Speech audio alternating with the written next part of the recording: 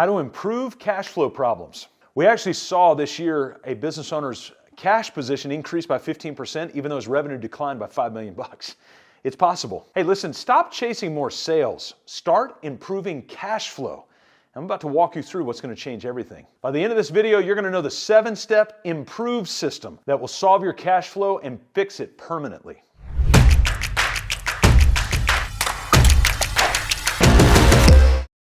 When we have the privilege of being able to sit down with owners just like you, we have some pretty deep conversations. We've not met an owner yet who's not willing to talk about their business, kind of like their children. And so they'll just sit and they'll show you pictures and they'll do all kind of stuff about it. And yet it doesn't take long, maybe 10 minutes, 15 minutes before we really get down under the surface and start to dive into some of the more challenges that they're experiencing in their business. And we realize that challenge is common among all business owners. And then we start to hear sort of a cyclical refrain that goes, hey, I've tried spreadsheets, I've tried this particular software, I've gone back and forth. We get asked all the time, hey, what's your favorite software? You know what our response is? Whichever one you'll use.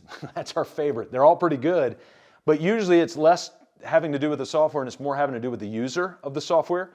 And we don't do a lot of it. In fact, in all things, including cash flow, a lot of times it's less about the smarts, knowing what to do, and it's just about doing it on a regular basis. I want to tell you something you might be believing about yourself. We hear this a lot from owners. Hey, I didn't go to college. I'm not super smart. I don't know a lot about money. I give all this stuff to my CPA, my accountant, my bookkeeper. The reality is, you are smart. You wouldn't have started a business if you didn't have some tenacity, if you didn't have some fight in you, and if you didn't have some smarts with you as well. Anytime that you tell yourself you're not smart, really what you mean is, I'm not tenacious enough to pull through on this one thing that I need to be doing. Everything I'm about to show you in this improve model doesn't take smarts. What it takes is repetition, predictability, and meaning. So how do we solve cash flow problems? Let's go to the improve system. You ready? Number one is we're going to install subdivided bank accounts. What in the world do I mean by that? Most businesses run from 1, 2, or 3 bank accounts. Big bucket, right? I want you to think of this like a popcorn bucket. When I go to the movie theater, I get a big bucket of popcorn. I love popcorn. I make myself sick on popcorn sometimes, and I eat too much of it. But if you give me a big bucket of popcorn, you fill it with popcorn, how much of that bucket am I going to eat? I'm going to eat all of it.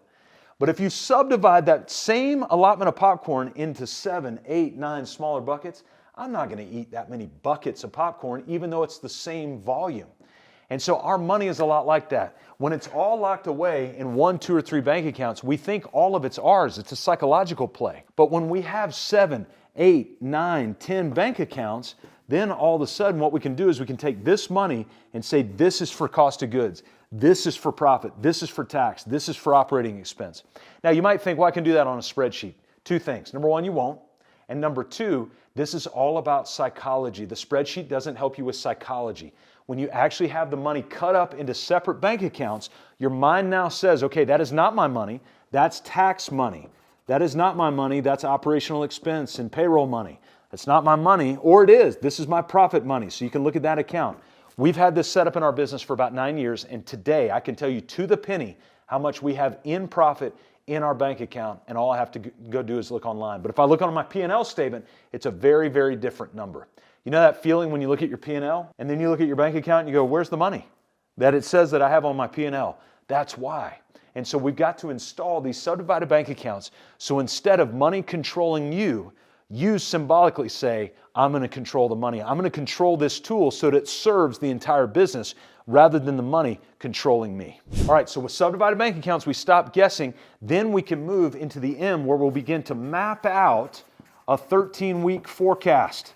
So what we want to do is start to forecast and look ahead with sales pipelines. We want to look ahead at accounts receivable, accounts payable, what's owed to us and what do we owe, and what future opportunities do we have to generate more revenue coming in the next 13 weeks. So we're going to map out a 13-week forecast, and in that forecast, we're going to start looking weekly at our subdivided bank accounts. So now we have a good picture of our cash position, and we know what we're owed and what's owed to us. Now, the P start of improve is we're going to prioritize profit. So how do we do that? This really has very little to do with a P&L statement. Instead, what we're going to go is go back up to the I, the install subdivided bank accounts, and we're going to circle this profit account. And every single time we get a receivable, we're going to take a percentage of it, cut it off, and put it into a profit account. And our rule is once it goes into the profit account, It is yours. It does not go back into the business. If profit money has to go back in the business is now telling you that you're not as profitable as you thought you are, or if you have to take all your profit and put it back into the business is now telling you you are not profitable. And you look and go, well, my P&L says I am. Yes, but your cash accounts don't. Money runs in 3 phases: past, present, future. Your past is balance sheet, P&L, cash flow statements, anything you can print on a printer and the ink hardens, that's past looking at money.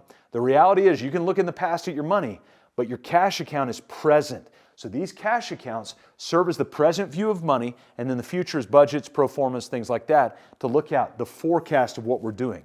So many of the accountants, CPAs, bookkeepers are stuck in the past. They're pulling reports. That's fine as it relates to what we owe in taxes and that sort of thing. Maybe some historical performance around what our expenditures are, but it's not helpful in day-to-day decision making. That's where these subdivided cash accounts are really important, and then we can prioritize the profit to make sure money's going in there. So how else do we improve our business so that we can stave off these cash flow crises? We want to review what we call our ABC dashboard. So we're going to come down here in the R, review the ABCs. And this is going to be a dashboard that we put together that's taking a look at our accounts, that's these up here, our bookkeeping, our accounts receivable, accounts payable, and our customer metrics. Whatever you use to track customer pipeline to see what lead development looks like, what sales look like, that sort of thing. If it's website hits or response to targeted ads or whatever it might be, you're going to track those here. All this is just going to go on a spreadsheet. And every single week, you're going to take a snapshot of your account balances, put it on the spreadsheet. You're going to take a snapshot of your receivables, put it on the spreadsheet. Snapshot of your payables, put it on the spreadsheet. And a snapshot of your customer metrics, put it on the spreadsheet. We're going to do that for 52 weeks in a year. Super simple, but it gives us great clarity so that you can rage over the money. What do I mean by that? So now you know your revenue. You know your associated cost of goods, you know your gross margin, you know your expenses. Too many of us are guessing at those things, and it's inviting cash flow crunches to come in. Now, the second part of that dashboard that I talked to here is we want to have an overview of our accounts receivable and our accounts payable. This is what you're owed, and this is what you owe, all at the same time. In order to stave off cash flow crisis and really lean into a healthy business from a cash position, you need to be in a constant state of knowing what you have, knowing what you're owed, and knowing what you owe, all at the same time, and making sure that there's good terms on those things. So when we can pull these reports, we put them on our dashboard right here. Our cash accounts go on our dashboard right here, and we start to track those and review those on a regular basis. Through that, we're going to begin to improve our cash position. And when we improve our cash position, what I mean by that is we're going to start to view our revenue as real revenue. So I'm going to put RR right here. What do I mean by real revenue? Well, let's go up to our RAGE model up here. Any business owner we talk to, we want to ask a couple of core questions. And one of them is, hey, tell us how much revenue you're going to do this year. If we get a stumped look, we know we may have an impending cash problem. We ask, what are your associated cost of goods this year? If we get a stumped look, we may have a cash problem. Same with the gross margin, because it's basically a function of those first two things. And so when we come down and look at revenue as real revenue, this first R, the revenue, is really what we're not super interested in. What we're really interested in is the gross margin. It's your cost of goods taken away from your revenue. So you could tell us, for instance, I could have a law firm that does $3 million a year and it has 12 employees.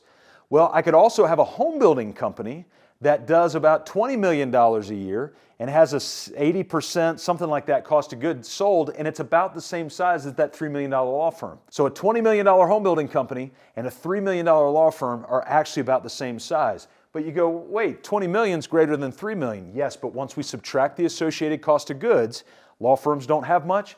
Home builders have about 80-90% cost of goods sold. They're running at about the same gross margin. An easier way to look at it is the number of employees in the actual business.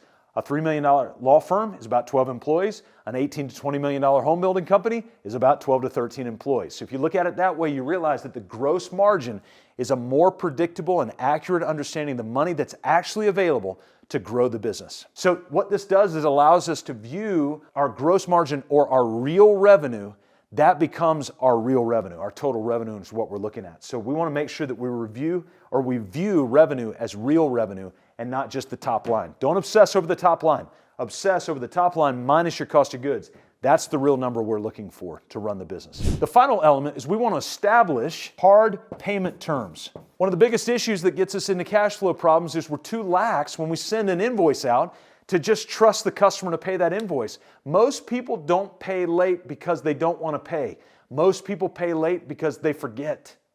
And so it's our job not only to send the bill, to establish the terms, but then to communicate those terms and send repetitive, predictable, meaningful follow-up to that, so that they're not surprised when they're a day overdue, 5 days overdue, because they've had so many reminders leading up to that. And not only that, but get creative with your terms. You may want to offer near-term payment rebates, early payment rebates. So instead of waiting 30 days to pay, if you want to pay within 7 days, that benefits you because you get your cash. Cash gives you options, and it allows you to be able to run the business more fluidly. Then you may want to look at a 1%, 2% discount or a rebate on that in order to offer those terms. Be creative about your terms, but make sure they work within the context of understanding your expenses and your cost of goods all at the same time. So I've given you this model to improve so that you understand you can rage over your money, but I want to give you a tool that I think is really helpful.